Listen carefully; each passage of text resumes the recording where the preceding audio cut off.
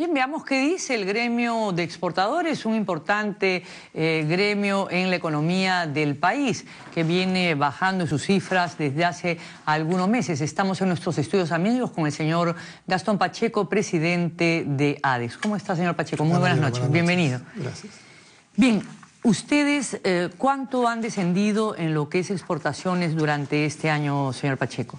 Bueno, prevemos que vamos a cerrar el año con una pérdida de 10% respecto al año anterior. Es decir, vamos a estar muy por debajo de los 40.000 millones, que había sido una cifra de referencia en años atrás. ¿O sea, han caído las exportaciones en 10%? Van a terminar cayendo 10% en el año. Ese es el estimado. ¿A qué se debe? Bueno, la principal causa es el retroceso en los precios de los minerales. No hay ninguna duda que ese es el factor que empuja hacia Pero abajo. lo que es exportación no tradicional o exportación... En la exportación no tradicional se ve un crecimiento del orden del 7%, pero que esconde grandes desequilibrios. Hay sectores que están creciendo 25-30%, como el de la agricultura, y hay sectores que están cayendo más de 15%, como el siderúrgico. Entonces, el promedio da un 7, pero en realidad de 8 subsectores, solo 3 están creciendo y los otros 5 están decayendo, ¿no? A tasas importantes. Bien, en este último mes algunos sectores se han recuperado, la producción igualmente.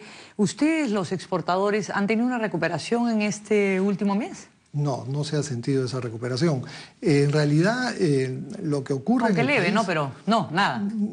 Digamos, hay sectores que sí, el sector agrícola está creciendo muy bien, pesca ha crecido, textiles ha crecido, de manera que ahí obviamente sí tienen que haber notado ese efecto. Pero en los demás sectores, químico, siderúrgico, minería no tradicional, en todos ellos hay un retroceso significativo. ¿Qué observación tenían ustedes al manejo o al trabajo en lo económico del señor Luis Castilla, ministro saliente? Bueno, en realidad se avanzó muy poco en lo que es destrabar el funcionamiento del aparato del Estado. Y eso lo que hace es estimular la informalidad. La informalidad es un gran enemigo no solo de la legalidad, sino de la actividad empresarial en general.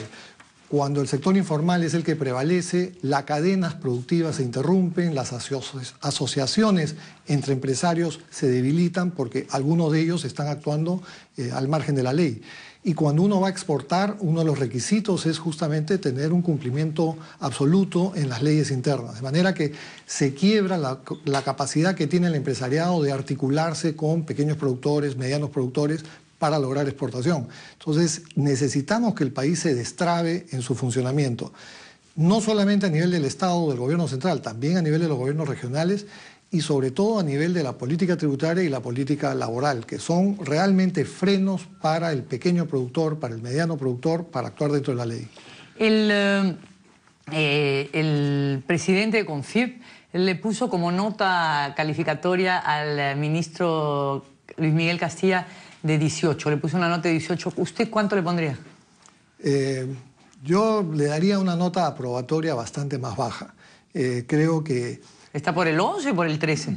Y por ahí, digamos, entre 11 y 13. Yo creo que uno de los méritos que tuvo la gestión del ministro Castilla fue en los primeros 2 años en los que había mucho temor sobre la posibilidad de que el gobierno del señor Humala diera un viraje hacia las políticas chavistas. Su presencia contribuyó a calmar y a transmitir una sensación de manejo responsable de la macroeconomía. Y creo que eso ha sido muy valioso, muy útil. Lamentablemente no se acompañó ese buen manejo prudente de la macroeconomía con medidas microeconómicas. Entonces el funcionamiento del Estado, por un lado, estaba muy trabado, se complicó más durante este gobierno con medidas laborales y tributarias, y no se avanzó en modernizar la gestión del Estado. Entonces, la forma en que el ciudadano se vincula con el Estado es una forma que corresponde al siglo XIX. Y seguimos vinculándonos con formularios y papeles que hacen muy difícil para el ciudadano de a pie cumplir con las normas que pone el Estado. ¿Algo cambiará con el ministro Alonso Segura? ¿Ustedes tienen esperanza? ¿O? La esperanza sí la tenemos, hacemos votos para que, y de hecho las primeras declaraciones que ha hecho son en ese sentido, de enfocarse en destrabar, que es algo que él ha venido haciendo en el MEF, destrabar inversiones. Pero inspira confianza de que se va a hacer, porque también se anunció con Castilla lo mismo, ¿no? Exacto, lo que esperemos son acciones y ver para qué resultados concretos. Sí le damos el voto de confianza de inicio porque creemos que es un profesional serio, solvente, con buena experiencia, de manera que hay que contribuir a que su gestión sea eficiente porque es en beneficio de todos los peruanos. Pero ha dicho que va a continuar, que va, digamos, más o menos ir por la misma ruta. ¿Qué esperarían ustedes que haya de distinto, de novedoso, de característico, que identifique su gestión? Cuando se habla de la continuidad de la política económica, nosotros queremos entender que se está refiriendo a que no va a haber un viraje hacia políticas trasnochadas que han fracasado en bueno, eso ya Venezuela. esperemos, que eso ya... Creemos que ya está superado. Así y es. justamente creemos que no es suficiente. O sea, seguir pensando en que no se van a hacer cosas torpes no es suficiente para garantizar lo que el país necesita, que es una mayor eficiencia del Estado y un accionar conjunto con el sector privado. ¿Qué medida esperaría en este paquete reactivador que ha anunciado como un enunciado, pero que no sabemos qué contiene? También lo ha dicho el presidente Ollanta? ¿Qué esperarían ustedes, los exportadores no tradicionales, sobre este paquete de medidas? Nosotros consideramos que hay dos ejes sobre los cuales se tiene que trabajar profundamente. Uno es el tributario y el otro es el laboral. El Perú ocupa uno de los últimos puestos en rigidez laboral a nivel mundial. Entonces, contratar a una persona en el Perú es algo dificilísimo, costosísimo. Muy pocas empresas lo pueden hacer y eso es lo que se observa en la realidad. La mayoría de los empleados activos en el Perú están en la informalidad. No logramos que las empresas actúen dentro de la ley porque las leyes son prácticamente incumplibles. Entonces tiene que haber un serio rediseño de la política laboral para que acompañe lo que realmente las empresas pueden hacer. No solo las grandes empresas, que obviamente sí cumplen estas leyes, tienen estándares internacionales y no tienen problema en cumplirlas, pero la mediana y la pequeña se van quedando rezagadas y el único camino que les queda es o vender sus propiedades, vender sus negocios a empresas más grandes o pasarse a la informalidad. ¿Y en el campo tributario qué esperan? Esperamos que haya una reducción ya se dieron de tasas, medidas, ¿no? Sí, pero han sido muy tímidas. Realmente, cuando uno analiza lo que cuesta vivir en el Perú pagando un IGB de 18%, que no lo pagan todos, lo pagan solo un pequeño porcentaje de la población, un impuesto a la renta que está entre los más altos de la región, y la complejidad que significa presentar una declaración jurada y cumplir con el pago de impuestos.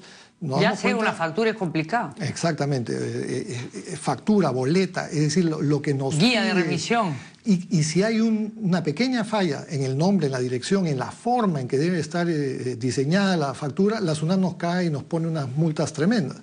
Eso es un estímulo permanente hacia la informalidad. Entonces, esperemos que... Pero es difícil que se baje la carga tributaria, que se baje el 18% del IGB, que se baje la tasa de impuesto a la renta. ¿Usted lo ve posible? No creo que está dentro de los cánones de la ortodoxia. No está entre los cánones de la ortodoxia cuando no se enfoca de manera integral.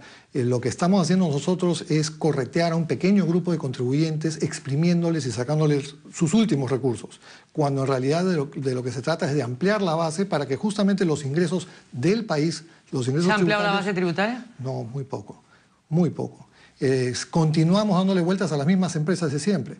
El número de contribuyentes, la forma en que está distribuida la recaudación sigue siendo la misma en los últimos años.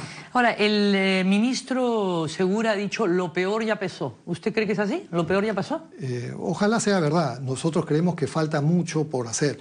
No quisiéramos que el crecimiento esperado sea producto de los volúmenes que se esperan en minería.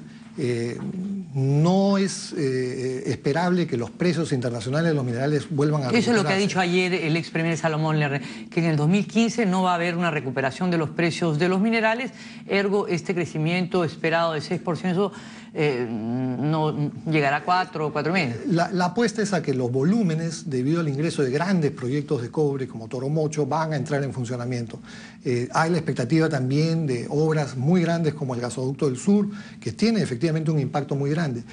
El problema es que nos olvidamos de las pequeñas inversiones, la que hace el ciudadano, que son 3 millones de unidades productivas llamadas pymes. Esas están al margen de todos estos grandes proyectos, se benefician de manera indirecta. Entonces necesitamos que el crecimiento sea protagonizado por estos 3 millones de unidades productivas, no solo por grandes empresas, no solo por grandes proyectos. Y la forma de lograrlo es incorporar a estas pequeñas empresas, a estas unidades productivas, al sector legal, que cumplan con normas que sean cumplibles. ¿Cuál es el estimado para ese próximo año? de crecimiento. ¿De las exportaciones o del país? Del país. Del país estamos pensando que va a estar en 4%. 4%. Esperemos que sea... ¿Y las exportaciones se recuperarán? No, no el próximo año. No si no se toman medidas importantes de promoción. Entre el paquete de medidas... Han medio choteado al expresidente Alan García, al partido aprista, pero han dicho que no es el canal adecuado, el ministro de Seguridad ha dicho que no es el canal adecuado, que el canal adecuado es el Congreso para conversar con él. ¿Ustedes pedirán conversar con él o no? Absolutamente. Estamos pasando un conjunto de medidas al presidente Humala que esperamos propicie una reunión con el ministro Segura y con algunos otros ministros, si lo consideran necesario, para discutir las propuestas que estamos planteando, que son precisamente en el tema tributario y en el tema laboral. Bien, muchas gracias, señor Gastón Pacheco, por acompañarnos. Muy buenas noches. Gracias, Mariela. Bien, amigos, hacemos una breve pausa y al regresar, comerciantes minoristas de productos perecibles exigen ser incluidos en el proyecto